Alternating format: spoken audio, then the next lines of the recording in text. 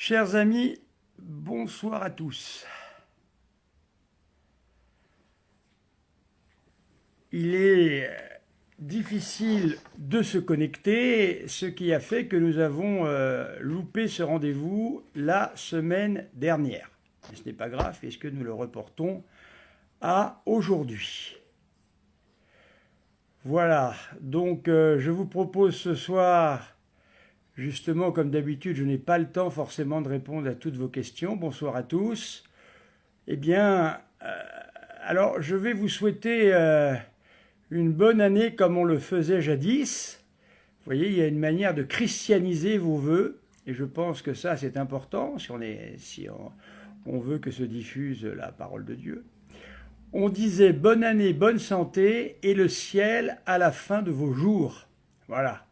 Donc je vous souhaite cela, avoir toujours ce désir du ciel et cette envie d'emporter la couronne. Vous savez que saint Paul parle d'une couronne, hein. Il fait le lien avec du sport, c'est dire à quel point eh bien, il nous faut nous entraîner. Eh bien, chers amis, je vais donc répondre à vos questions. Voilà, j'attends qu'il y ait un petit peu de monde. Et puis surtout qu'il y ait des questions, n'hésitez pas. C'est un live spécial questions-réponses. Donc, on pourrait dire, merci Noël, un prêtre vous répond en quelque sorte. Hein. Un prêtre vous répond. Voilà, nous allons attendre les questions qui ne sauraient tarder. N'hésitez pas. Qu'est-ce que j'avais déjà vu comme question? Ah oui, j'avais eu une question qui nous avait été posée, qui m'avait été posée sur la question du prêtre. À quoi ça sert un prêtre? Alors, je vais un petit peu parler de ça, le temps qu'il y ait d'autres questions qui arrivent. Tout d'abord, on ne décide pas un beau jour d'être prêtre. Moi, si je regarde ma vie, j'avais une chance à peu près autant que de gagner au loto, je pense, hein, de devenir prêtre un jour dans ma vie. Donc, voilà, bonsoir Laurence, bonsoir Vince, bonsoir tout le monde.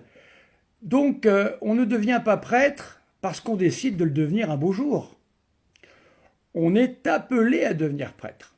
Donc, le bon Dieu peut appeler des gens dès leur enfance, d'autres plus tard, ce fut mon cas. Voilà. Alors, le prêtre va faire un certain temps de formation, de séminaire, voilà, où il va vivre avec d'autres. Une fois que il aura reçu l'appel pour pouvoir bien confirmer cet appel, il va vivre au séminaire. Et là, il va pouvoir bien, se préparer à devenir prêtre. C'est-à-dire, il aura des cours de théologie, des cours d'écriture sainte très approfondis. Hein, très approfondis. On a vraiment le temps de travailler et de ne faire que ça. Et ensuite, on est ordonné prêtre si on y est appelé. Et là, le prêtre sert à quoi? Le prêtre, déjà, il fait quelque chose que personne ne peut faire. Même la Sainte Vierge ne peut pas le faire. Il pardonne les péchés des hommes. Ça, c'est quelque chose déjà d'extraordinaire. Ensuite, il dit la messe, c'est-à-dire qu'il rend présent, le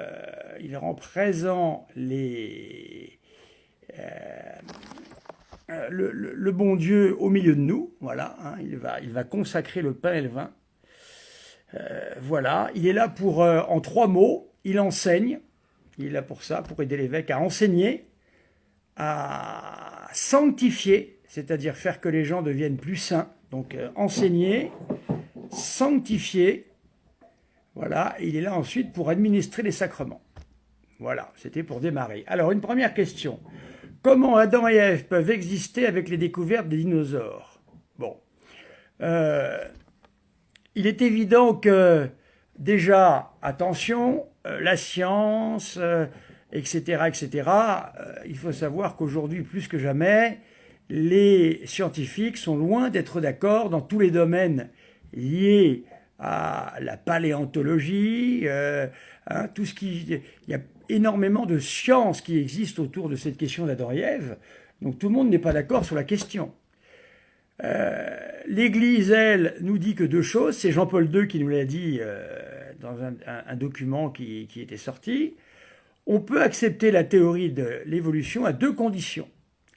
La première, c'est que l'homme ne descend pas du singe. On ne peut pas dire ça, c'est pas possible. On ne peut pas dire que il n'y a pas eu un... Alors peut-être que le bon Dieu a pu mettre dans un singe qui paraît tout à fait improbable une âme d'homme, mais en tous les cas, on ne peut pas dire directement gouverner les âmes, Anna. Ça veut dire, eh bien, normalement, jadis les prêtres étaient plus ou moins entendus. Aujourd'hui, c'est très difficile de se faire entendre puisque tout le monde sait tout. Donc c'est très difficile de se faire entendre là-dessus. Donc, pour vous dire que ces théories, je pourrais faire une soirée spéciale là-dessus, si ça vous intéresse cette question d'Adam et Ève. En tous les cas, il est tout à fait possible que Adam et Ève aient existé, par exemple, vous savez qu'ils ont habité le paradis originel. Il est tout à fait possible qu'il y ait eu un temps dans l'histoire qui a duré une certaine période, durant laquelle, eh bien, il a pu y avoir comme une nouveauté. Par exemple, vous savez qu'on n'arrive pas à trouver le chaînon manquant par rapport au squelette que l'on trouve. Eh bien, pourquoi ne trouve-t-on pas le chaînon manquant? Eh bien, certainement que Adam et Ève, après avoir commis le péché originel, leur corps en a été atrophié, je pense. Et petit à petit, là, il y a pu y avoir une certaine...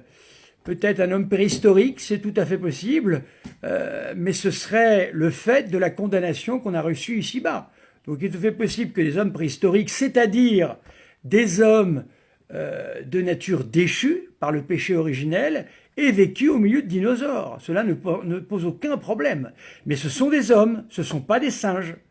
Parce que d'ailleurs, la science, comme vous dites, nous aide tout de même dans notre recherche, puisque avant, on disait que l'on reconnaissait un homme à ce qu'il était capable de fabriquer des instruments.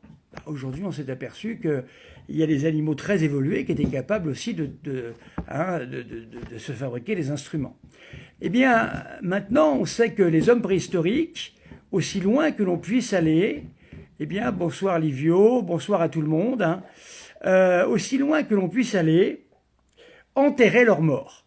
Ça prouve bien que chez ces hommes, d'allure peut-être préhistorique, il y avait une âme immortelle, il y avait un désir d'un au-delà.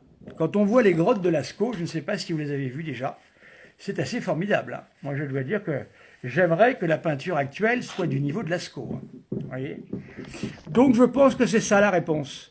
Il a pu y avoir un homme préhistorique, c'est-à-dire un homme de nature déchue, suite au péché originel, qui ensuite, eh bien, progressivement, Dieu l'a équipé, disons, d'un corps en meilleur état progressivement, voilà, pour le préparer justement à la venue, à l'ancienne alliance et à la venue du Messie ensuite. Voilà. Les hommes préhistoriques, pour moi, sont des hommes de nature déchue, c'est-à-dire des hommes marqués par le péché originel. Mais ce ne sont pas des singes. Voilà. Donc les deux conditions posées par Jean-Paul II. La première condition est la suivante. Il ne doit pas y avoir entre le singe et l'homme une différence de degré, mais de nature. Un singe n'a rien à voir avec un homme. Oui, justement, les hommes préhistoriques étaient des hommes, Dolores. Donc c'est pour ça qu'ils pouvaient prier. La preuve, ils enterraient leurs morts. Ils ne laissaient pas leurs morts comme ça agir n'importe comment. Donc, premièrement, il n'y a pas de différence de degré entre le singe et l'homme, mais une différence de nature. Deuxièmement, on ne peut pas parler d'une évolution globale, mais d'un système d'une complexité terrible, de petites évolutions ici ou là. Voilà. Donc je pense que si on tient ces deux choses-là, hein, eh bien on peut dire que l'homme ne descend absolument pas du singe, et l'on peut dire également eh bien, qu'il y a pu y avoir des hommes préhistoriques, c'est tout à fait possible. Ah voilà, bonsoir Farida. Non, la question n'est pas bête, elle est très intéressante, David. Je crois que c'est vous qui avez posé la question. Là, non, elle est très intéressante, au contraire. Donc, n'imaginons pas un singe qui se transforme en homme. Ça n'existe pas, ça. Sinon, pourquoi y aurait-il encore des singes aujourd'hui? Ah, une question. Pourquoi y a-t-il encore des singes aujourd'hui si l'homme descend du singe? Ça ne tient pas debout, tout ça. Donc, l'homme est une créature à part. C'est la plus belle créature, d'une certaine manière, après l'ange de l'univers. Car l'homme a été créé à l'image, à la ressemblance de Dieu, n'oublions pas ça. Même si parfois il peut être vraiment mauvais, mais il y a les saints aussi, n'oublions pas. Hein. On est focalisé, et je pense que ça serait une question intéressante à traiter. Je pense que le démon, c'est mon avis, je pense que le démon nous envoie des, comment pourrait-on appeler ça, des prodiges pour nous faire croire, vous ne parliez pas de ça, alors reformulez votre question s'il vous plaît, David. Je pense que le démon, en ces temps que nous vivons, est capable de faire des prodiges, c'est-à-dire de nous faire croire que le mal a gagné. Voyez-vous ? Je vois beaucoup de gens qui perdent l'espérance. L'espérance, c'est quoi ? C'est pas du... C'est quelque chose de précis, l'espérance. C'est de croire que Dieu gouverne le monde. Et de croire que c'est lui qui a gagné par avance. N'oublions jamais que le démon est un loser, il a perdu. Quoi qu'il fasse, il a perdu. N'oubliez pas que le démon, je le répète, mais c'est important, est obligé de demander la permission à Dieu avant de faire quelque chose. C'est tout de même terrible pour lui, ça. Vous vous rendez compte de la... Voilà, alors il y a beaucoup de gens qui tombent dans une espèce de manichéisme, qui croient que Dieu est à égalité avec le démon. Absolument pas. Dieu gouverne le monde. Et je pense qu'il a reçu une certaine permission de Dieu. Peut-être Dieu nous évalue, là, c'est possible, voir un peu l'espérance que nous avons en lui, la confiance que nous avons en lui. Hein, en aucun cas, le démon ne peut vaincre quoi que ce soit au niveau. C'est le bon Dieu qui a gagné. Hein, il n'y a même pas à discuter de ça. Voyez-vous. Est-il vrai que Jésus était le disciple de Jean le Baptiste? Alors, c'était le disciple, moralement parlant, il s'est fait le disciple de Jean le Baptiste pour suivre sa ligne, mais en fin de compte, Saint Jean le Baptiste a bien dit, si je réponds à Anna, a bien dit, il n'est pas digne, je ne suis pas digne de lui ôter la lanière de ses sandales. Ce qu'il veut... Farida, moi je parle d'homme préhistorique par rapport au péché originel. Voilà, c'est peut-être pour ça qu'il y a un décalage. Hein, je pense qu'après le péché originel, l'homme a pu subir, mais c'est un homme, l'homme a pu subir un certain châtiment de Dieu, et son corps a pu subir des conséquences de cela. Voilà. Mais c'est un homme à 100%, il n'y a pas question de singe là-dedans. Et je ne me fie pas à l'histoire moderne, je me fie à ce qui me paraît être logique après le péché originel. David Link, je ne parlais pas de ça, mais pourquoi payer une faute? Alors, très intéressant. Eh bien, David, tout d'abord, le père de l'humanité, c'est Adam et Ève. Adam et Ève portaient l'humanité en eux. C'est-à-dire que, vous savez, je reprends ce que dit Farida, les dégénérés, c'est nous. J'ai pas dit autre chose, puisque j'ai expliqué justement que quand on voit les grottes de Lascaux, je pense que je ne suis pas sûr qu'on ait de quoi faire le même art aujourd'hui, voyez-vous. Donc effectivement, les dégénérés, c'est plutôt nous, bien sûr. Alors, tout d'abord, Adam et Ève étaient les figures éponymes. Adam était la figure éponyme de l'humanité. Il portait toute l'humanité. Vous savez, des fois, dans la vie, vous pouvez vous trouver avec un héritage à porter qui n'est pas forcément dû à vous, mais qui vient de votre père, par exemple. Et bien là, c'est la même chose. La première chose qu'il faut dire, c'est ça. Non, l'homme ne descend de rien du tout, c'est un homme et c'est tout. Je vois apparaître des choses, là. L'homme ne descend pas du poisson, et puis quoi encore, du poisson findus, si on y est en plus. Alors, ça c'est la première chose. Donc, Adam portait toute l'humanité. Il l'avait sur ses épaules. Ensuite, il devait obéir à un seul commandement. Ensuite, il y a eu les 613 commandements, puis les 10 commandements, enfin bon, à peu près dans le même ordre. Et Adam et Ève devaient respecter une loi qui n'était basée que sur un seul commandement. De cet arbre-là, vous ne toucherez pas. Or, ils ont rompu la première alliance, l'alliance adamique, et ils nous représentaient tous. Ça, c'est la première chose qu'il faut comprendre dans le péché originel. La deuxième chose, Dieu étant d'une justice parfaite, si nous étions confrontés à la même épreuve, nous aurions tous chuté. Ce qui veut dire que Adam et Ève étaient les meilleurs d'entre nous, d'une certaine manière. Et ça, le bon Dieu le savait. Donc ça nous est transmis par notre corps, pas par notre âme, et ça s'appelle le péché originel. Alors ensuite, je recommence. Oui, ben, je viens de répondre. Qu'est-ce que c'est? Et le signe, c'est le... Qu'est-ce que ça veut dire? Ça, je ne sais pas. Alors, il ne faut pas imaginer... je viens d'expliquer, David. Encore une fois, Adam était la figure tutélaire de l'humanité. À l'origine, Dieu a créé Adam et Ève. Il nous représentait. Quand vous avez une équipe qui représente un pays et que cette équipe perd, vous y êtes pourquoi? Pour rien, et pourtant c'est tout le pays qui va être déshonoré d'une certaine manière. Et si l'équipe gagne, vous y êtes pourquoi? Pour rien, mais c'est tout le pays qui va être fier. Regardez les gens qui sortent dans la rue lorsqu'il y a un final de football où la France est engagée et gagne un mondial, etc. Tout le monde en est très fier. Et qu'est-ce qu'ils ont fait dans le match à part suivre le match à la télé? Alors, vous voyez, c'est un petit peu pareil. Je ne sais pas si ça vous aide à comprendre. Ben voilà. Alors, je pense que la Lolo a tout à fait raison. C'est ce que j'expliquais tout à l'heure. On a l'impression que le mal a tout pouvoir. C'est effectivement une impression. Même quand ça va très mal, on ne peut pas dire ça. Car celui qui mène le monde, celui qui nous accorde sa providence tous les jours, c'est le bon Dieu, c'est pas le démon. Le démon ne peut rien, il faut retenir ça, sans la permission de Dieu. Voilà, il ne peut rien. Donc c'est tout de même un rôle extrêmement ingrat que le sien qu'il a voulu prendre, de toutes les façons. Mais le mal n'a absolument pas tout pouvoir. C'est le bon Dieu qui a tout pouvoir. Il faut faire attention à cela. Alors j'aimerais bien qu'on écrive normalement, là, parce qu'il y a des gens qui écrivent un peu n'importe comment. Pas de langage SMS, là, moi je ne sais pas le lire de toute façon. Pourquoi avoir deux parrains? On n'est absolument pas obligé d'avoir deux parrains, on peut en avoir qu'un seul, David Renaud. Il n'est absolument pas obligé d'en avoir deux. Le parrain est une belle tradition, car le parrain est celui qui représente l'Église.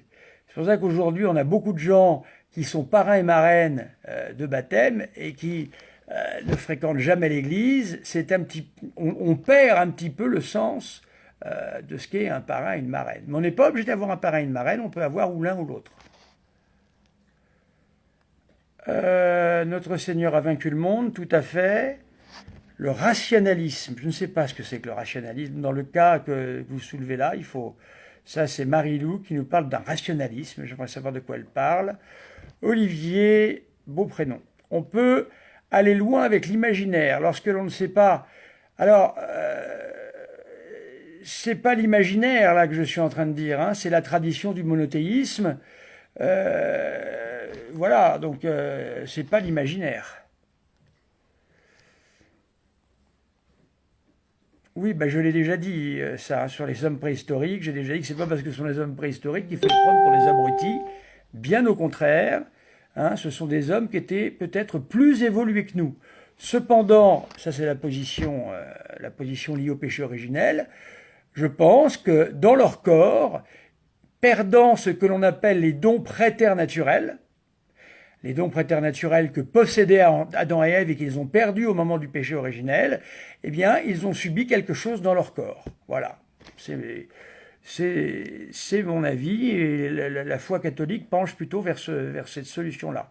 Donc c'est pas de l'imaginaire, Olivier, c'est simplement, non, je veux pas absolument croire que je suis intelligent, non, je sais pas ce que c'est que ce truc. Bref, je passe.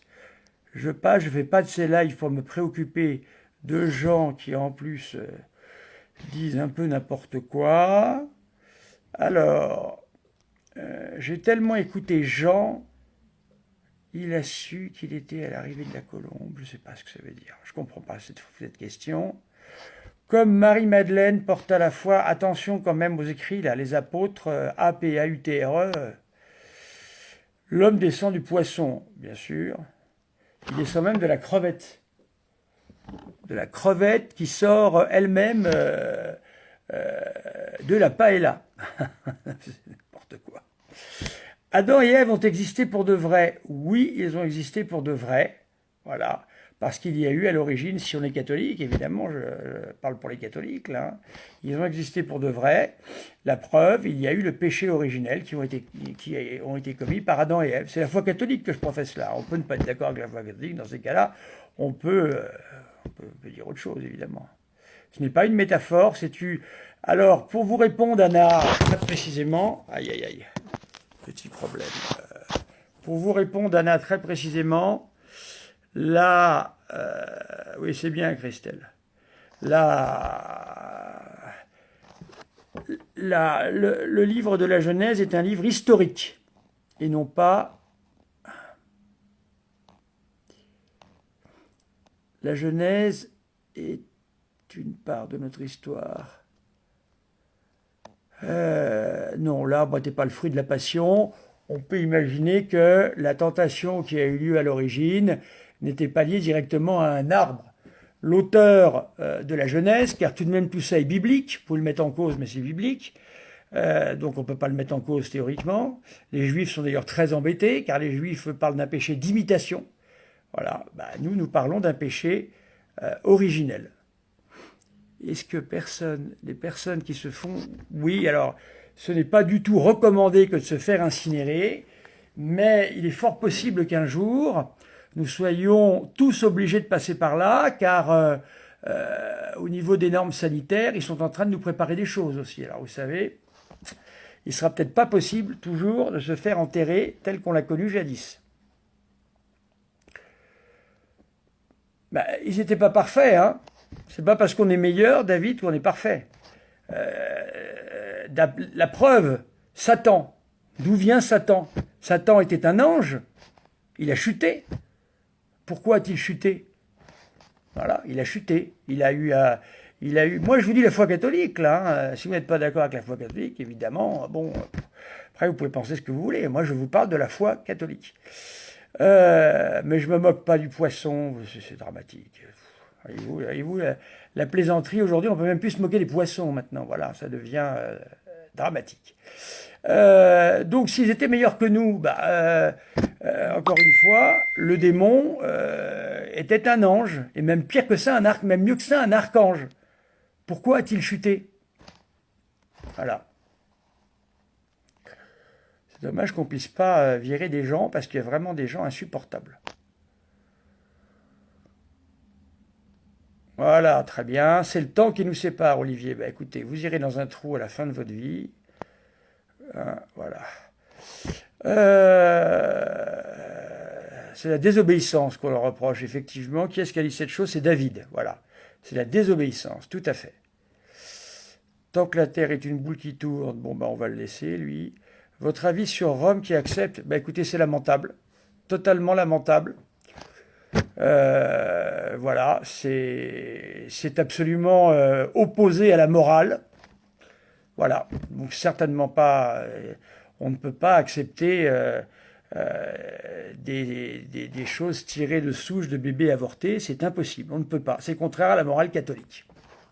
Voilà, mais malheureusement, nous sommes aujourd'hui beaucoup surpris par ce qui vient de Rome. Hein. Là encore, voilà, dès que j'en saurai plus, je vous le dirai. Ce n'est pas une idée de péché originel, Marilène. C'est l'Église catholique qui l'enseigne. D'accord, Marie, ou pas de problème. Bon, lui me fatigue, ce Guf. Moi, je suis dissident. On peut être dissident, je ne vois pas le rapport avec de s'excuser. Vous êtes dissident de quoi? De l'Église catholique ou vous êtes dissident? Comment faire confiance à un prêtre? C'est pas compliqué, Anna. Le prêtre que vous avez en face de vous, dit-il ce que dit l'Église dans son dépôt révélé de la foi. C'est-à-dire, vous vous souvenez, hein, j'avais expliqué que l'infaillibilité pontificale ne pouvait pas fonctionner si il n'y avait pas un critère très important qui était celui de la conformité à ce que l'Église a toujours enseigné et dit.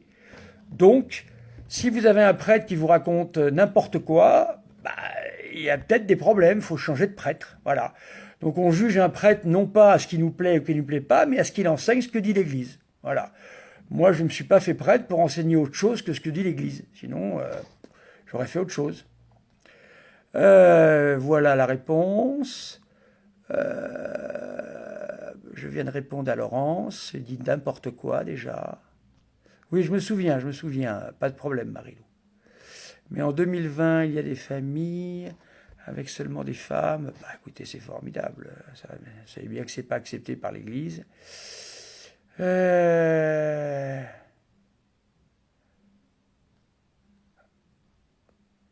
c'est pas un sixième sens. Il n'y a pas de sixième sens. Nos premiers parents avaient ce que l'on appelle des dons préternaturels. Les dons préternaturels, par exemple, ils ne connaissaient pas la mort. Ils n'avaient pas besoin d'apprendre pour avoir une certaine connaissance des choses. Voilà, mais si, vous pouvez écrire, Marilou. Voilà, c'est pas un sixième sens. Hein. Question clivante, comment ils auraient pu avoir des descendants? Eh bien, parce que la Bible, contrairement à ce que disent en particulier les évangéliques, ne dit pas tout, ne contient pas tout. Il faut savoir que Adam et Ève, vous pouvez trouver ça dans le judaïsme aussi, hein, ils ont ce que l'on appelle en français, ils ont des petites histoires, voilà, des petites histoires qui servent à raconter la Bible. Et vous verrez que dans ces petites histoires et dans les traditions habituelles bibliques, Adam et Ève ont eu plus que 2 enfants. Ils n'ont pas eu que Abel et Caïn, ils ont eu également des filles. La loi liée à l'inceste ne marchait pas à cette époque-là.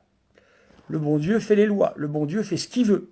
L'inceste apparaîtra dans le judaïsme assez précocement. Mais à cette époque-là, ça ne fonctionnait pas comme ça. D'accord, mais je ne dis pas que l'homme descend du singe, si vous avez bien écouté Marc Aurèle. J'ai dit simplement une chose, j'ai dit qu'il faut concevoir une différence de nature et non de degré, ce que disait Darwin, et puis après Darwin, il y a Lamarck quand même. Hein. Ne gardez pas que Darwin, il y a Lamarck et il y en a plein d'autres. Après, on prend Darwin comme un nom, mais il y en a plein d'autres qu'on suivi derrière. Hein. Donc, Lamarck, si vous voulez, hein, parle de différence, lui, de degré et pas de nature. Et bien ça, l'Église ne le permet pas. Voilà. Le péché originel, Adam et Ève, Guf Trotter, si ça vous amuse, hein, de continuer comme ça. Si ça vous fait du bien, si c'est une thérapie, continuez, ça vous évite de payer le psychiatre, ou le psychanalyste plutôt, je pense. Le péché originel, c'est un péché qui a été commis à l'origine, c'est-à-dire par Adam et Ève, alors qu'ils étaient sous une alliance adamique qui ne comportait qu'un seul commandement, qu'ils portaient l'avenir de l'humanité. C'est d'ailleurs pour ça qu'ils ont eu aussi des filles. C'est d'ailleurs normal qu'ils portaient l'avenir de l'humanité. Et ils ont désobéi. Ils ont désobéi. Et désobéissant, eh bien, ils ont commis ce qu'on appelle le péché originel. Pour quelle raison avoir... parce qu'il a fallu faire un tri, Anna. Les évangiles apocryphes, il y en a des centaines. Hein. Donc, il y en a qui disent des choses un peu bizarres. Alors, l'Église a, en 380, avec le pape Damas, décidé définitivement eh bien, que la Bible canonique ne comportait qu'un certain nombre de livres. Si vous voulez parler que d'Adam et Ève, je peux faire une émission spéciale là-dessus. Hein. Écoutez, Sylvain, on attend. Qu'est-ce que vous voulez que je vous dise, moi? Je pense, pour ma part, que la manière dont nous nous sommes comportés avec Benoît XVI a tellement été dramatique, parce qu'on sait, vous savez que Benoît XVI a eu un pontificat très très dur, très très dur.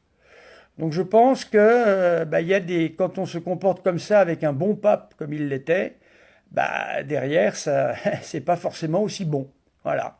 On peut appeler ça, je ne sais pas comment on peut appeler ça, punition du bon Dieu. On peut appeler ça toutes sortes de choses, mais on avait Benoît XVI qui était excellent. Regardez comment on s'est comporté avec lui malheureusement et on l'a poussé à la démission. Existe-t-il des êtres humains possédés? Bien sûr qu'il y a des êtres humains possédés. C'est extrêmement rare, il faut savoir, car, pardonnez-moi, j'ai vraiment des problèmes de matériel.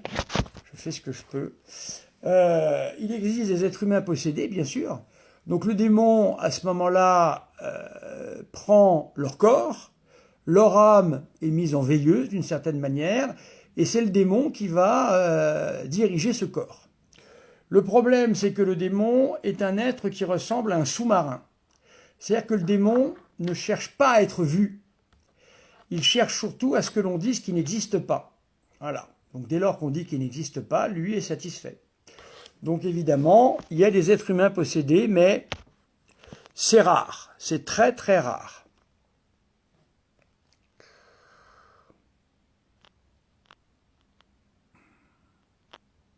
Je ne peux pas bloquer les gens, Anna. C'est pas comme sur YouTube, hein, ou alors il faut que j'apprenne, mais je crois que je ne peux pas. Malheureusement. Adam et Ève avaient... Bon, ça c'est des questions. Alors oui, la chute de Satan fait partie du plan divin, car le bon Dieu, étant donné qu'il est tout-puissant, omniscient, il a toute science, c'est-à-dire qu'il sait tout par avance. Ça ne peut pas changer, la connaissance de Dieu est infinie. La connaissance de Dieu étant infinie, comprenez-vous, il savait absolument ce qui allait se passer. Ça faisait partie de son plan. D'où l'exultet, le chant qu'on chante à Pâques, qui dit « Heureuse faute qui nous a valu un tel sauveur ». Parce qu'effectivement, hein, on a pu bénéficier de l'arrivée de Jésus. Oui, malheureusement, c'est vrai, Lolo.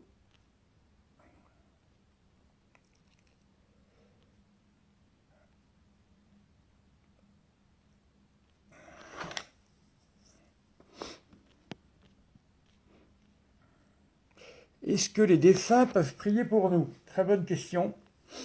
Alors on dit que les âmes du purgatoire, alors quand on est au purgatoire, parce que les seuls défunts qui pourraient prier pour nous, ce sont ceux qui sont au purgatoire, je pense que c'est à cela que vous pensez, mais les défunts qui sont au purgatoire vont un jour au ciel, et c'est une fois au ciel qu'ils nous renvoient l'ascenseur, pardonnez-moi ce terme, mais c'est celui qui me paraît le plus simple. Si on a prié pour les âmes du purgatoire, eh bien les âmes du purgatoire prieront pour nous, d'une certaine manière. Elles nous rendront au centuple ce qu'on a fait pour elles. C'est pour ça que jadis, il y avait beaucoup de confréries dans l'Église. J'avais parlé de la confrérie de la bonne mort dernièrement, c'est-à-dire pour faire une bonne mort, pour pouvoir mourir, non pas de mort subite, mais qu'on puisse se préparer à la mort avant le grand moment de la rencontre avec le bon Dieu pour le jugement particulier. Eh bien, de la même manière, il y avait une confrérie qui existait et qui s'appelait la confrérie des âmes du purgatoire. Voilà, donc on priait pour les âmes du purgatoire. On peut toujours prier pour eux. Adam et Ève, une honte éternelle, ils avaient une mission. La mission, ils font partie maintenant des sauvés, parce qu'ils ont vécu quand même, je crois, il faudra regarder les textes exactement, j'hésite entre 600 et 900 ans.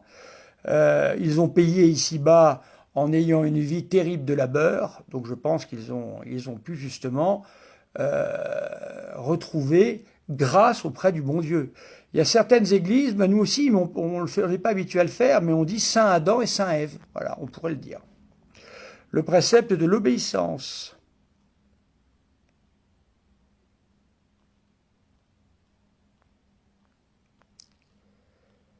Alors, dis donc, c'est pas évident de trouver des bonnes questions.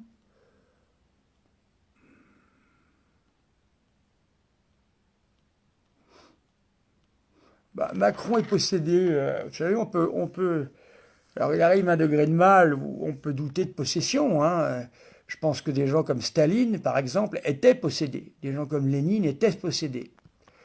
Alors là, est-ce que Macron est possédé? Je ne le sais pas. En tous les cas, il n'a pas l'air de vouloir faire le bien, quoi. Je peux masquer, je ne sais pas comment on masque, donc... Alors, Philippe, Recevoir l'absolution, très bonne question, nous lave-t-elle des péchés passés? Oui, à condition d'avoir la contrition, c'est-à-dire le regret des péchés qu'on a commis, première chose. Deuxièmement, faire une accusation vraie, hein, une accusation de nos péchés vrais. Et ensuite, eh bien, le prêtre nous donne l'absolution. Il faut avoir le ferme propos de ne plus commettre ses péchés. Voilà, et puis il y a une pénitence à faire. Dès lors que l'on reçoit l'absolution, s'il y a des péchés passés, attention, précisons, dont on ne se souvient pas, les péchés sont effacés. Par contre, si on se souvient d'un péché, surtout un péché mortel qu'on ne confesse pas, ce péché mortel demeure. Quand vous allez voir un prêtre, chers amis, dites-vous que le prêtre que vous avez devant vous a déjà entendu à peu près tout ce qu'on peut entendre, enfin quasiment. Hein. On entend tellement de choses en confession qu'il ne sera jamais étonné de rien. Et il ne vous juge pas, c'est pas le moment de vous juger. Hein, c'est un tribunal, certes, mais c'est d'abord la miséricorde de Dieu qui doit ressortir à la confession. C'est très important. Quand quelqu'un vient se confesser, déjà, il fait un acte qui est très difficile, très très difficile. Donc il faut respecter cet acte difficile, voilà, l'accueillir avec beaucoup de douceur. Et surtout, les prêtres, ils aiment qu'on fasse des bonnes confessions. Hein. Ils n'ont surtout pas peur du péché, ils ont peur qu'on cache les péchés. Ça, c'est beaucoup plus embêtant.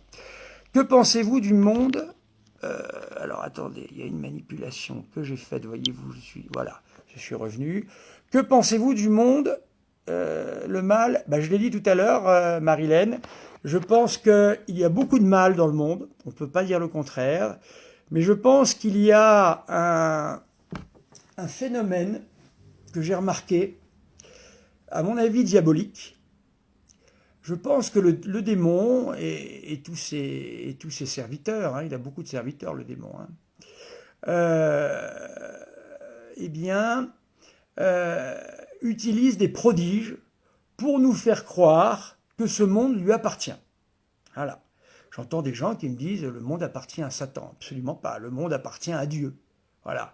Alors après, il peut s'y commettre des péchés très graves, très très très graves, catastrophiques.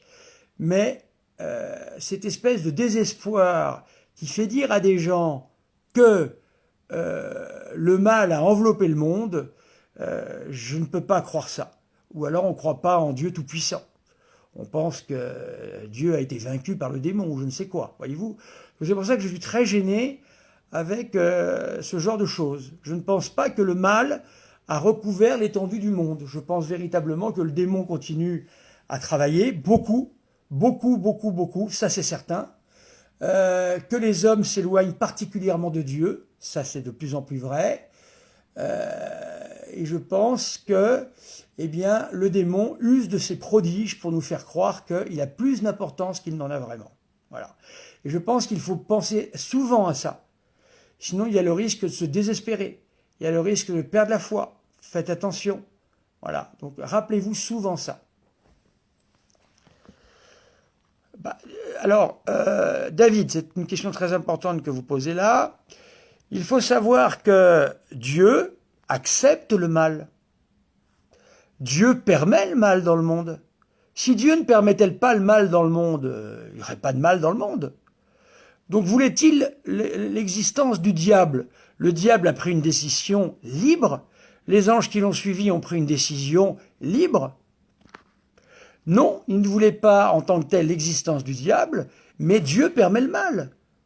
Non, la terre, c'est pas l'enfer. Non, c'est pas vrai, je peux pas laisser dire ça. Ni même le purgatoire. N'oubliez pas que les anciens, des saints très, très connus, Saint Louis-Guillaume de Montfort et d'autres, disaient que la peine la plus légère du purgatoire était l'équivalente de la plus lourde en ce monde. Voilà.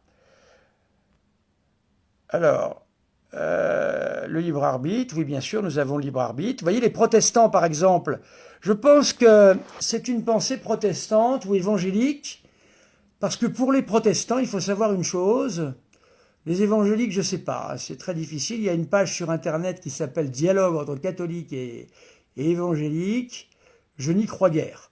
Les protestants de jadis croyaient en la véracité des 5 premiers conciles œcuméniques, ce qui nous permettait de discuter.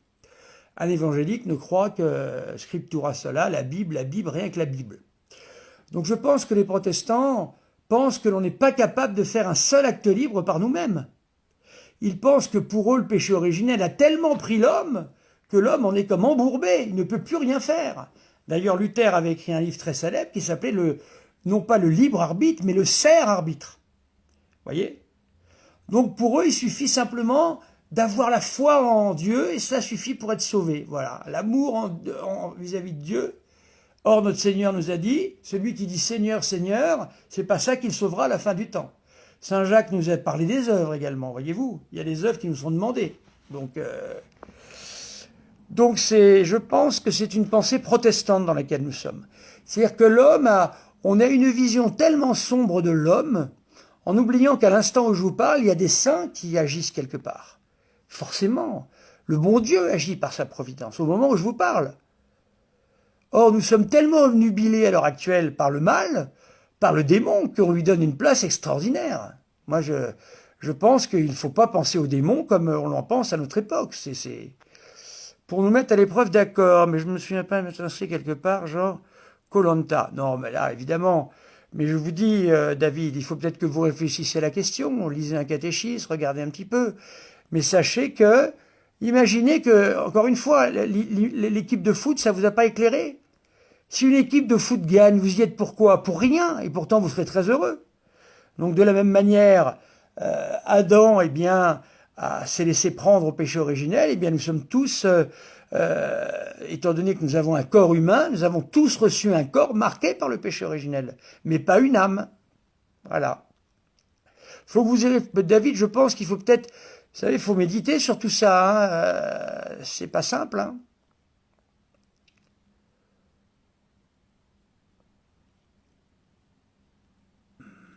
Alors, vous, comment je peux vous faire disparaître, là? Ah, mais oui, merci, quelqu'un m'a donné le truc tout à l'heure. Merci, chers amis, j'ai compris comment faire disparaître les malotrus. J'ai vu, dans la condition d'une contrition et du cœur sincère. Tout à fait. Ah, vous voyez pas ce que ça veut dire? La contrition, c'est le regret sincère de nos péchés. Par exemple, j'ai volé, je regrette d'avoir volé, sincèrement. Si je dis, je vais me confesser, au même moment, je me dis, quand je repasserai dans le magasin, je pourrai encore voler des choses, la confession ne sera pas valide. Voilà, il faut donc avoir un sincère regret de ses péchés. Bonsoir, ma fille a 6 ans a une question, me demande à quoi ressemble le diable. Je pense, Gabriel, qu'il vaudrait mieux lui expliquer à quoi ressemble Jésus, hein, surtout à 6 ans. Il y a assez de problèmes dans le monde, assez de prodiges sataniques. Le diable ressemble à un sous-marin. Voilà, dites-lui qu'il agit comme un sous-marin et montrez-lui ce que fait un sous-marin. David, décidément, cette question, ça vous intéresse. Hein. Comment peut-on vivre 900 ans? Alors, il faut savoir que le bon Dieu fait ce qu'il veut d'abord. Il peut faire vivre un homme 2000 ans si ça lui plaît. Par contre, les hommes ne peuvent rien. Les hommes n'ont pas pouvoir de faire vivre un homme 2000 ans. Ils courent après la vie éternelle ici-bas. Moi, j'en veux pas de la vie éternelle ici-bas, c'est catastrophique. Mais voyez-vous, à l'époque, on pouvait vivre 900 ans, effectivement, parce que le bon Dieu fait ce qu'il veut. Et les délais n'étaient... Le temps ne passait peut-être pas aussi vite qu'aujourd'hui. Voyez-vous, donc quelle était la notion du temps de l'époque? Je n'en sais rien. Peut-être y avait-il besoin de 900 ans pour faire son salut. Peut-être. Puisque l'essentiel de notre passage sur Terre, c'est de faire son salut et de pouvoir arriver propre au jugement du bon Dieu. C'est-à-dire avec des péchés véniels peut-être, mais aucun péché mortel. Ah, moi, je vous dis carrément ce que dit l'Église. Hein. Je ne prends pas de gants. Hein. Je suis désolé, je dis ce que dit l'Église. Hein, voilà. Alors, je suis très heureux. Quelqu'un ce soir m'a... Merci, Livio. Alors, Livio, vous voyez à quoi on reconnaît un vrai militant? Livio, je crois que quand le live commence, il partage le live. Alors, merci mes 58 personnes qui suivent le live, à part les funestes, mais je crois qu'il n'y en a pas beaucoup des funestes en fin de compte. Hein. Eh bien, merci de partager, à l'exemple de Livio, qui est un super militant. Voilà, et c'est toujours très gentil, vous voyez, ça touche. Faut pas avoir... Les prêtres, ils sont pas tant habitués que ça à avoir des choses gentilles comme ça. C'est vrai, ça touche. Regardez, Ça a l'air de rien, Livio dit en voyant plein de likes. Bah, ça me touche, vraiment, ça me touche. Ça me touche. C'est vraiment un acte bon, un acte gentil, voyez-vous. J'ai regardé cet après-midi, pour changer un petit peu de sujet, je reviendrai après à ce que vous voulez. J'ai regardé cet après-midi, ben je ne sais pas, les funestes. Hein. Les funestes, c'est ceux qui disent n'importe quoi déjà. Moi, je suis prêt à ce que David peut poser toutes les questions qu'il veut. Je vois que c'est sérieux. Je vois qu'il se pose des questions. J'ai vu un reportage cet après-midi sur des Indiens qui vivent dans l'Amazonie. Voilà, des Indiens qui vivent dans l'Amazonie. Eh bien, chez eux, on trouve une gentillesse, d'une certaine manière. On voit dans leur manière de vivre, voyez-vous, même s'ils ont le péché originel, voyez-vous, parce que le bon Dieu leur donne la grâce efficace à ces gens, qui peut devenir, pardon, la grâce suffisante à tous ces Indiens. Eh bien, je vois qu'ils en bénéficient. Et je vois des gens gentils, des gens qui pensent à faire le bien, des gens qui pensent à aider, des gens qui sont fraternels. C'est des choses comme ça qui nous manquent aujourd'hui. Les méchancetés, on n'en a pas besoin, on en a tout le temps. On a besoin de méchanceté. Si vous voulez des méchancetés, allez allumer la télé, il y en a plein partout. Il n'y a pas besoin de venir ici pour faire des méchancetés, vous voyez. Ben merci Livio, ça me touche. Gabriel Corona, un esprit caché, oui c'est. Alors Gabriel Dana, alors David Glick, j'ai compris, Les prêtres de notre paroisse sont tellement archi-débordés qu'il est impossible de m'initier un accompagnement. Ben, je sais pas, vous savez, il faut se dire qu'en province, les prêtres, il n'y en a pas des masses. Hein. J'ai vu un pauvre prêtre qui était dans un diocèse complètement perdu au fin fond de la France, qui courait après les messes, Aimez les prêtres, chers amis, aimez les prêtres, je vous assure. Il faut vraiment aimer les prêtres, parce que c'est pas facile. Je vous assure que c'est pas facile. Est-ce qu'un prêtre... Qu'est-ce que c'est que ces questions Ça dépend sur quel point, je ne sais pas si c'est sérieux ces questions. Alors le prêtre est supérieur à un ange, comme disait le curé d'Ars, oui, parce que le prêtre peut faire venir Jésus-Christ présent sur l'autel à sa parole, et il peut confesser, et il peut pardonner les péchés. Voilà. Non, la terre, c'est pas l'enfer. Non, vous ne savez pas ce que c'est que l'enfer, chers amis. Lisez le message de Fatima, regardez les bergers qui sont partis voir ce qu'était l'enfer. Ici, c'est pas l'enfer. Je vous assure que c'est pas l'enfer. Ça, vous voyez, Sylvain, je pense, à mon avis, c'est une pensée qui est très, très courante, ce que vous dites. C'est pas que vous. Je pense vraiment que c'est un piège satanique. Je le pense, je le pense. Voilà, David a raison. Le diable n'a que le pouvoir qu'on veut bien lui donner. Vous avez tout à fait raison, David. Si on pense à lui tout le temps, si on dit que la terre c'est l'enfer, alors l'enfer c'est quoi? C'est ça le problème. Non, la terre c'est pas l'enfer, je vous assure. Parce que déjà, il y a une chose très importante à retenir, Sylvain, c'est que l'enfer c'est éternel. Voilà. Oui, David, je suis d'accord avec vous. Je suis d'accord. Pourquoi Dieu fait-il mourir des enfants? Grande question. Alors ça, on demandera ça au bon Dieu quand on le verra. On verra son plan. Je ne peux pas répondre à cette question. C'est la question du mal. Dieu permet le mal. Dieu permet le mal. Dieu a une providence. Il faut se souvenir aussi quelque chose à notre époque qui fait mal aux oreilles quand on l'entend, mais pourtant, nous sommes à une époque où on a l'impression d'avoir le droit à tout. Face à Dieu, nous n'avons aucun droit. Tout est du bénéfice. Même quelques années de vie, si c'est pour avoir le ciel en plus derrière, voilà, je ne sais pas. Je peux vous faire des réponses qui vous choqueront, donc, mais je peux parler un jour du problème du mal. En tous les cas, Dieu permet le mal, mais ne le veut pas. C'est ça qu'il faut comprendre. Le diable se nourrit de la faiblesse de l'homme. Vous savez, le diable, il ne faut pas le mettre partout parce qu'on est capable de faire du mal par nous-mêmes. L'idée de la terre comme purgatoire revient à la mode. J'y crois pas. Voilà, vous avez raison, Marilène. D'ailleurs, les protestants ne croient pas au purgatoire. Cette terre n'est pas un purgatoire. On peut y gagner des mérites, on peut y éviter le purgatoire, c'est vrai. Mais c'est parce qu'on le fera volontairement. Mais cette terre n'est pas un purgatoire. Le purgatoire, déjà, dites-vous une chose. Le purgatoire est un lieu qui est très difficile. Pourquoi? Parce que nous sommes passifs. Nous sommes passifs. On ne peut rien faire au purgatoire. Rien du tout. On souffre une attente. on purifie ces derniers péchés véniels. C'est pour ça qu'il faut même lutter contre le péché véniel, voyez-vous, chers amis. Jadis, il y avait un livre que j'étais tombé sur un livre dans une brocante. Comment aller au ciel directement? Ah, voilà la question. Comment aller au ciel directement? C'est la question la plus importante, en fin de compte. L'idée de la terre data, Satan a gangréné le monde. Thérèse, je suis navré, mais je ne pense pas qu'on puisse dire ça. Je ne pense pas. Il est présent, il fait du mal, beaucoup de mal, mais il n'a pas gangréné le monde. Le monde, il est comme on veut qu'il soit. Si vous rencontrez un SDF dans la rue, que vous prenez 20 minutes pour lui parler, ça a peut-être été une merveilleuse journée pour lui. Si vous passez à côté de lui et foutez complètement de lui, c'est le pauvre Lazare, et ben ça serait une journée pourrie. Voyez-vous, on a, je pense, quelque chose d'important. Nous avons plus de pouvoir, nous, à faire le bien que Satan à faire le mal.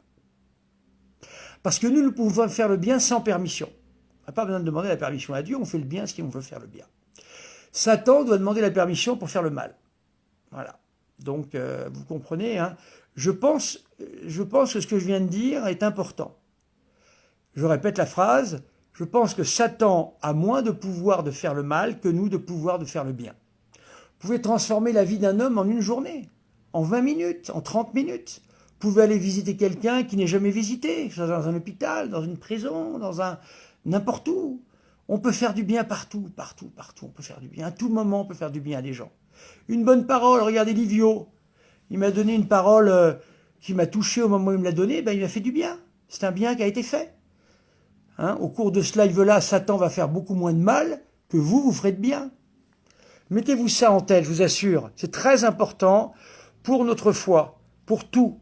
C'est Dieu qui dirige le monde. C'est pas Satan. Satan n'est rien, c'est un loser. Que pensez-vous? Je l'ai dit assez souvent. Je pense que nous avons eu François parce que nous avons été punis, en particulier certains, qui ont maltraité Benoît XVI. Voilà, c'est mon avis. Oui, le pape est étrange, effectivement. Mais si vous retenez mes principes, normalement, vous ne devriez pas être troublé. Je vous rappelle que, même si c'est le pape doit avoir un certain nombre de critères pour être cru et entendu, dont un, rien ne peut être dit qui soit contraire à ce qui a toujours été dit dans l'Église. Donc si vous vous sentez bizarre en entendant des paroles dites par le pape Bergoglio, le pape François, hein, eh bien, vous pouvez vous dire que cela n'a pas toujours été dit, donc cette parole, elle passe. Il faut faire ça aujourd'hui, hein. C'est vraiment l'issue de secours que je vous donne. Hein. Très important, ça. Hein. Sinon, vous allez perdre la foi, vous allez rester... Il faut pas se laisser aller à tout ça. Y a-t-il un exemple de péché mortel qui ont été pardonnés après la mort? Non, non et non. J'ai fait suffisamment d'histoire avec qui vous savez, justement sur cette question. Vous savez très bien que je ne suis pas d'accord du tout avec ça, avec l'option fondamentale, l'option finale, etc. Il faut, une fois qu'on est mort, ce que dit l'Église, c'est que c'est la séparation du corps et de l'âme. Et notre âme va directement, alors directement, sous quelle forme, je ne sais pas, mais il va au jugement particulier. C'est-à-dire que Jésus va nous juger et nous envoyer soit en enfer, soit au purgatoire, soit au ciel. Voilà. Donc, il peut y avoir ce que l'on appelle des miracles. Ça existe. Sœur Faustine cite un certain nombre de miracles. D'ailleurs, vous avez vu, ce que je reprochais justement à Arnaud Dumouche, c'était de faire des miracles de Sœur Faustine un système. Non, c'est pas possible. Les miracles du bon Dieu ne sont pas des systèmes. Les miracles du bon Dieu, c'est le bon vouloir de Dieu. Si Dieu, parce que l'on a dit le chapelet de la miséricorde, décide de sauver une âme, Dieu fait ce qu'il veut, où il veut, quand il veut. Il est tout puissant. Mais nous, vous comprenez, on ne peut pas s'appuyer sur les miracles de Dieu. Nous ne pouvons nous appuyer que sur une seule chose, chers amis. Nous pouvons nous appuyer sur ce que nous dit l'Église, rien d'autre. Si moi je me suis converti dans l'Église catholique, c'est que j'avais des raisons, c'est que déjà c'est le bon Dieu qui m'y a conduit, et je peux vous dire qu'elle tient la parole de vérité, j'en suis persuadé. Je parle encore une fois du magistère bien solide, je ne parle pas de paroles qui n'ont rien à voir avec avec ce qui a été dit avant. Hein. C'est homogène, comme disait un évêque anglais qui s'est converti au catholicisme, qui était anglican. Hein, eh bien, il disait que le dogme doit nous être donné de manière homogène. Homogénéité. Cardinal Newman, converti justement de l'anglicanisme. Merci Livio. Les enfants, ça j'ai déjà répondu, et puis j'ai pas la réponse. L'enlèvement de l'Église, est-ce une théorie protestante? Telle quelle, oui. Je suis évangélique, je lis la Bible. C'est pas celui qui dira c'est bon. Écoutez, Marie, j'ai rien contre vous, hein, mais je vais vous dire une chose, je parle avec tout le monde, moi. J'ai parlé, mais des heures avec des évangéliques. On s'en sort pas. On s'en sort pas. On s'en sort pas parce que vous lisez la Bible, vous rejetez toute tradition. Qu'est-ce que vous voulez qu'on parle avec ça? On ne peut pas parler. Alors, celui-là, il va disparaître. Et voilà, merci à celui qui m'a donné le truc. Pour Dieu, nous devons rester aimants. Tout à fait. Ce sont de bonnes paroles que nous dit Kat. Si nous sommes charitables, aimants, humbles envers les uns les autres, eh bien, c'est très bien. Vous avez raison, Kat, et on passera de bonnes journées. Un antéchrist, écoutez, l'avenir nous le dira. Hein. Il faut partager beaucoup d'amour, tout à fait, pour atteindre, tout à fait, vous avez tout à fait raison, ça sont de bonnes paroles, mais comment ça se fait qu'il réapparaît? Ah oui, il faut à chaque fois, oui, je fais disparaître je le rassure, je fais disparaître les questions qui me dérangent. Oui, c'est ça. Si, tout à fait. Hein. Une année de Dieu peut durer 1000 ans. Soyez polis et je vous accepterai à l'antenne, mais vous n'êtes pas polis, vous dites n'importe quoi. Duf ou duc, je ne sais pas. Duck, c'est un canard, duck. Pour partager les lives, il suffit d'appuyer sur partager. Je pense que notre ami Livio va certainement nous le dire. Oui, c'est un sous-marin. Voilà, c'est une très bonne réponse. C'est un sous-marin. Occupons-nous de Dieu. Occupons-nous de Dieu. Laissons le démon dans son enfer, s'il vous plaît. Occupons-nous de Dieu. Voilà. Occupons-nous du bien. Ah voilà, Farida. Justement, Farida, à une époque, elle a toujours de très bonnes idées. Elle avait elle avait l'idée de faire entrer dans les familles des contes. Elle avait tout à fait raison. Faire entrer des contes. Tout ce qui sera gagné en contes pour enfants. Des bons contes, j'entends bien sûr, traditionnels. C'est ça qui est perdu pour la télévision. C'est ça qui est perdu pour le mal. Vous voyez? Voilà, une manière simple de faire le bien. Voilà, Farida avait cette idée-là à l'époque, qui est toujours bonne d'ailleurs. Hein. C'est une idée qui peut être prise. Racontez des contes traditionnels à vos enfants, plutôt que d'être devant la télé. Voilà. Voilà, merci Farida pour ces compliments qui sont peut-être pas... Enfin si, je pense que je suis quand même sincère. Alors voilà. Voilà notre ami. Merci, au revoir Guff. Il n'a pas été poli, hein, c'est pour ça. Moi, si on est poli, ça va. Si on n'est pas poli, merci. Je me doutais que Livio serait intervenu. Je pense que c'est lui, pour savoir comment partager. Est-ce que vous voyez encore Guff? Je ne pense pas. Moi, je vois cet énergumène. L'humanité a toujours été là. Alors, Gabriel, y a-t-il un paradis pour les animaux? Évidemment, moi, étant un grand ami des animaux, ayant eu des chiens, etc., j'en rêve. Alors, le seul moyen qu'il puisse y avoir un paradis pour animaux, c'est que Dieu, dans la nouvelle création dans laquelle nous vivrons, qui sera le paradis, qui sera en fin de compte le monde actuel, il faut bien le retenir, ça, Gabriel, hein, et tous, le paradis, c'est le monde actuel, mais totalement à sa vraie place, totalement reconstruit par Dieu. Eh bien, Dieu peut très bien de nouveau recréer des animaux. C'est tout à fait possible. Bien sûr.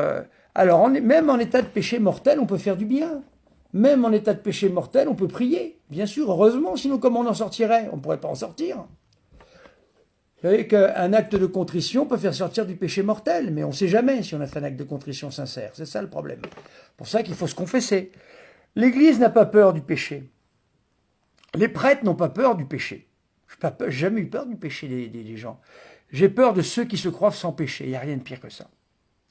J'ai été la dernière fois donner l'extrême onction et donner la confession à un très vieux monsieur à l'hôpital. Ensuite, j'ai été rappelé une deuxième fois. C'était pour la bénédiction du corps. Il était décédé. Sa femme me dit « Oh, mais vous êtes venu pour le confesser, mais c'est un homme qui ne commettait aucun péché. » Oh là là là là là là. Mais ça c'est dramatique. Ça, c'est dramatique. Voilà. Ça, j'ai peur de ça. Oui. Les péchés, on n'a pas peur. Quelqu'un qui sait qu'il est en état de péché mortel et qui cherche à se confesser. Mais ça y est, il en est sorti du péché mortel. Parce qu'il se tourne vers Dieu, c'est terminé, vous comprenez? Faut se confesser, bien sûr. Mais déjà, l'âme se tourne. C'est pour ça que les saints nous expliquaient, aujourd'hui on aime beaucoup la mystique.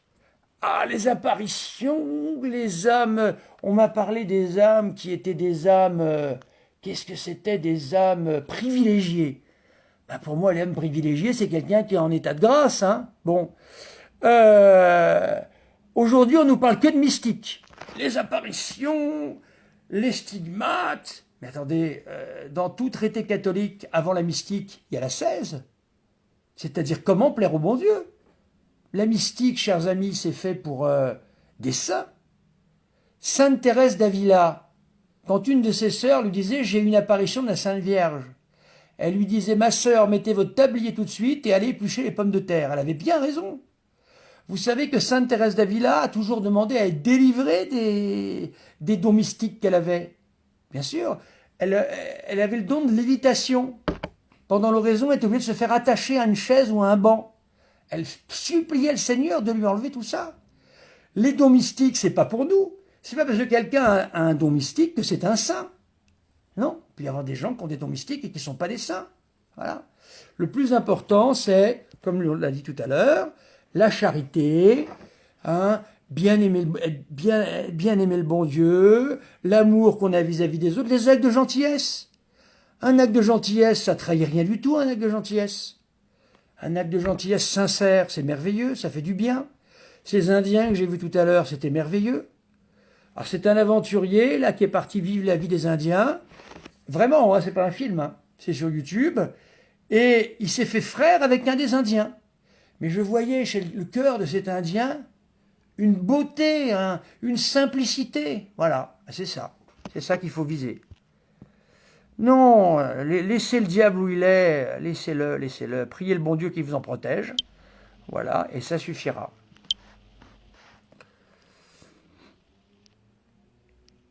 Alors, David, si vous êtes protestant, non, pourquoi je vais vous vanner à mort? Je n'ai jamais vanné personne, moi je vanne pas. Si vous êtes protestant, si vous êtes luthérien, calviniste ou de protestantisme classique, c'est beaucoup plus facile de parler avec vous qu'avec des évangéliques. C'est tout ce que j'ai dit. Si vous êtes évangélique, c'est pas simple, c'est tout ce que j'ai dit, j'ai rien dit d'autre. Je ne vais pas me moquer de qui que ce soit, c'est pas ma... Voyons, je ne me moque de personne. J'en sais rien, Arnaud. Saint Paul pensait qu'on était à la fin des temps. Je ne sais pas, peut-être. Peut-être que le monde va s'arrêter dans 2 jours. Peut-être aussi qu'il peut durer 10 000 ans. J'en sais rien. Je n'en sais rien. Le nouvel ordre mondial est là, bien sûr. Tout à fait. Mais est-ce que c'est une nouveauté qu'il y ait du mal dans le monde? C'est pas nouveau. Voilà. Alors le nouvel ordre mondial, alors on nous fait croire, le démon nous fait croire des tas de choses. Il suffit pour vous que Jacques Attali dise une parole et ça y est, elle est vraie. Elle est emballée, c'est pesé. On ne peut pas lutter contre elle. Mais enfin, c'est pas chrétien que de dire ça. Si vous croyez en Dieu, c'est pas chrétien que de dire ça. Vous comprenez? Dieu peut tout. Pourquoi est-ce qu'il ne le fait pas? Je ne sais pas, il a son plan. Je ne connais pas son plan. Contrairement à les gens maintenant qui savent tout, moi je ne sais pas tout. Je ne sais pas. Vous êtes protestant? Bah oui, bah, c'est pas grave ça. Vous êtes protestant et...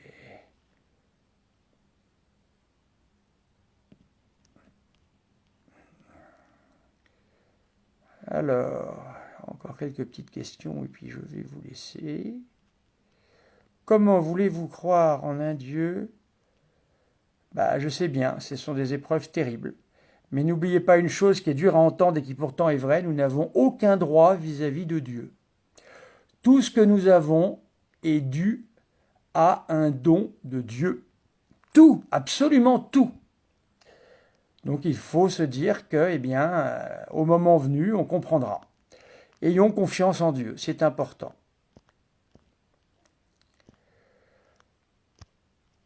Voilà, chers amis. Écoutez, le jugement particulier, c'est pas pareil. Le jugement particulier, on est jugé sur ses propres péchés. Et le jugement dernier, c'est le jugement général qui aura lieu pour rendre compte publiquement des péchés que l'on aura commis vis-à-vis de telle ou telle personne, car Dieu est infiniment juste et Dieu rendra des comptes très précis. Dieu a dit avec miséricorde, bien évidemment, ça va sans dire. Mais miséricorde, oui, il faut prier encore, il faut prier, il faut supplier, il faut demander au bon Dieu, il faut l'avoir dans notre cœur. Donc ce deuxième jugement sera un jugement où l'on comprendra ce qu'est un péché social. Jésus a dit une chose terrible, il a dit tout ce que vous avez dit en secret sera répété au grand jour. Eh bien ça sera le moment du jugement général. Le jugement dernier, ce sera ça. Pour que la justice de Dieu se fasse. Ah, vous voyez encore Guff? C'est un mot américain, ça. Voilà, chers amis, je vais vous laisser. Oui, c'est pas malin ce qu'il fait. Voilà, je vous demande de partager, s'il vous plaît. Partagez tous. Vous êtes 50, 60. Partagez tous, s'il vous plaît. Voilà, et on finira avec cette belle phrase d'Isabelle. Arrêtez cette fascination envers le diable. Quand on parle de lui, on oublie notre Seigneur Jésus et la vie des saints. Merci Isabelle pour cette parole, qui est très belle. Voilà, n'oubliez pas que le bon Dieu est là, toujours. Si vous avez des difficultés, si vous avez prié le bon Dieu avec beaucoup de persévérance. N'oubliez pas que la prière doit être persévérante. N'oubliez pas que la mère de Saint-Augustin a prié toute sa vie pour qu'il se convertisse. Il était manichéen. Il s'est converti très tard. Elle est morte, elle. Elle est morte au moment où il s'est converti. Donc il faut absolument, il faut véritablement être persévérant dans ce que nous faisons. Je vous remercie, chers amis. Vous avez été assez nombreux, une soixantaine, c'est bien. Partagez, s'il vous plaît. Partagez. Le live s'est bien passé au niveau Wi-Fi, je suis content. Si vous avez des sujets que vous voulez voir traités, n'hésitez pas à me le dire sur le système de dialogue avec Facebook. Je ne sais plus comment ça s'appelle, vous connaissez ça mieux que moi. Messenger, voilà, vous me le dites sur Messenger et je choisirai, je pourrai traiter des choses. L'Église catholique est une des plus riches. Cher Silem, savez-vous ce que l'Église catholique a fait durant 2000 ans pour les pauvres? Comment pouvez-vous dire ça? Est-ce que vous connaissez des noms comme Saint Vincent de Paul? Est-ce que vous savez que les pères de l'Église ont dit que s'il y avait des pauvres, il fallait vendre les calices de l'Église pour les donner aux pauvres? Est-ce que vous le savez, ça? Voilà. Alors, s'il vous plaît, un peu moins de phrases hautes sur l'Église catholique, car je pense vraiment qu'au cours de son histoire, elle n'a pas à rougir. C'est elle qui a inventé l'assistance publique. C'est elle qui a inventé des religieuses, corvéables à merci, jour et nuit, gratuitement, pour s'occuper des malades, jusqu'à encore 1960. Voilà. Donc je pense vraiment que là-dessus, non, ça prend pas. Ça prend pas. C'est un argument, voilà. Chacun en pense qu'il en veut, mais lisez l'histoire de l'Église et vous verrez. Chers amis, nous allons prier la Vierge Marie. Je ne voudrais pas rester là-dessus. Je vous salue Marie, pleine de grâce. Le Seigneur est avec vous. Vous êtes bénie entre toutes les femmes, et Jésus, le fruit de vos entrailles, est béni. Sainte Marie, Mère de Dieu, priez pour nous pauvres pécheurs, maintenant et à l'heure de notre mort. ainsi soit-il. Le Seigneur soit avec vous. Que Dieu vous bénisse pour cette année nouvelle. N'oubliez pas que l'année sera ce que vous en ferez, et non pas ce que, même s'il existe, hein, le nouvel ordre mondial existe, hein, c'est certain, mais ce n'est pas le nouvel ordre mondial qui va décider de votre année, c'est vous. Qu'est-ce que vous allez faire de votre année? Si c'est une année avec la Vierge Marie, avec le bon Dieu, elle sera belle. Voilà. Si c'est évidemment à s'occuper de Satan, etc., bah, ça sera peut-être un peu moins beau. Donc voilà, occupons-nous beaucoup plus du bon Dieu, beaucoup moins de Satan, de ses caciques, etc. Que le Seigneur Tout-Puissant vous bénisse, le Père, le Fils et le Saint-Esprit.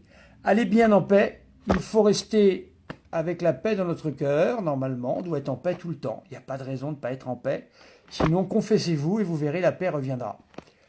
Bonne soirée à tous et bonne année encore à tous, bonne santé et le ciel à la fin de vos jours.